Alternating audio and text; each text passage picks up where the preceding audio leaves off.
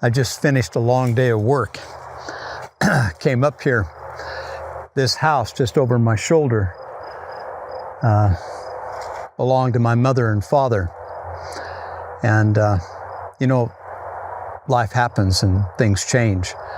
My father died just a few years ago, and my mother, who's now in her 90s, is now in a care center down in Salt Lake. And, I never foresaw the day, but now we have to get the home ready to rent out or sell or whatever's going to happen. We don't quite know yet. So I've been here all day working and getting it up to shape. Life changes, life happens. And along the way, there's some sobering lessons that you have to learn, but I'm sure you already know all of that. I would like to share a story with you really quick, if I could. It's a personal story, so if you don't mind.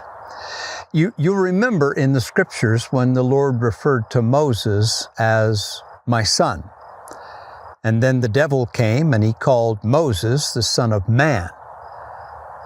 You remember we just talked about that in Sunday school. Well, does it really matter for a person to know who his father really is? I mean, does it really matter? Let me take you back to an experience. Just a few blocks down that way is Idaho State University. In the fall of 1976, it was my first semester right down there going to school. It was the first time I was ever on my own. I was sitting in a freshman English class when the instructor asked us to write a paper addressing this thesis: man, the highest form of life or the lowest? Wow. I scarcely hesitated. I chose lowest. That's right.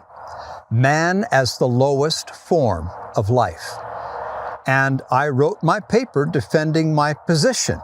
Now you have to understand, at the time, I was not a Christian. I didn't believe in God. I didn't know who Christ was. I knew nothing of the doctrine of God, and I cared even less. My formative years had been on the ranch in the mountains of Idaho. I had spent countless hours hunting, fishing, running trap lines, and studying nature. Even though I was just a kid, I was very, very much attuned to Mother Earth and the abuses heaped upon the natural systems by greedy, rapacious men and corporations. Oh, I had strong opinions, you can bet.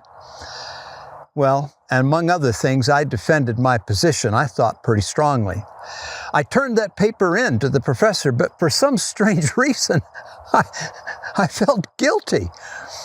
I felt like I had done something terribly wrong, but I had no idea what it was. How badly I reflected is evident by now. I still remember that one paper out of the hundreds I wrote in my college career. Well, a few months later, the course of my life changed, thanks to dear friends here in Pocatello. Friends I'll never be able to repay the debt. In January of 1977, I was baptized and I began to search the scriptures. And for the first time in my life, I started to pray and ask God for answers. And I suppose that set the stage for the story that I'd like to share with you now. It was a warm, sunny day, a few months after my baptism. I went right down here on about 5th Avenue to visit one of my dear friends who had been instrumental in my conversion. Her name was Emma. We were sitting in Emma's living room. She was sitting across the room to my left on a sofa. We were just chatting. I remember, though, that the conversation had nothing to do with what happened next. It came suddenly, out of nowhere, filling my mind, my heart, and with my soul with light and warmth. Out of nowhere, there came a voice, more like an impression that spoke softly but powerfully, and it said, "You are a son of God."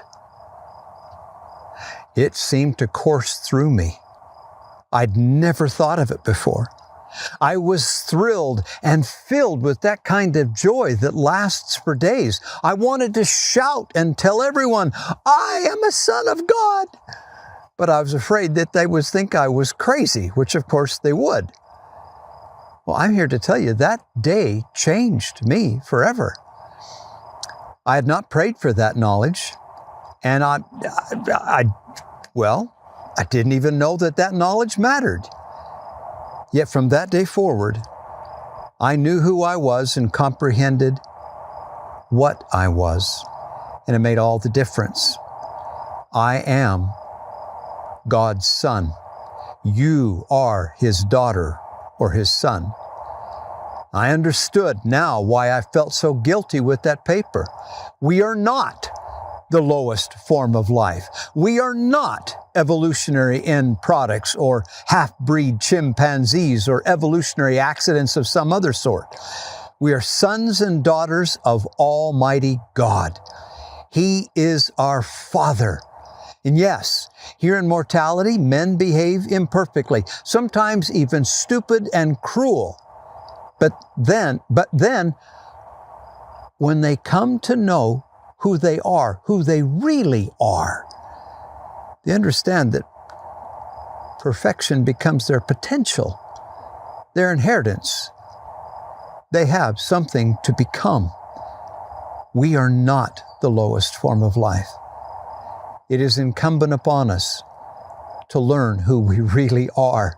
And once we do, well, it's a whole lot easier to be good if we know the good that's in us. My dear friends, I don't believe that we can go home until we learn the home we came from.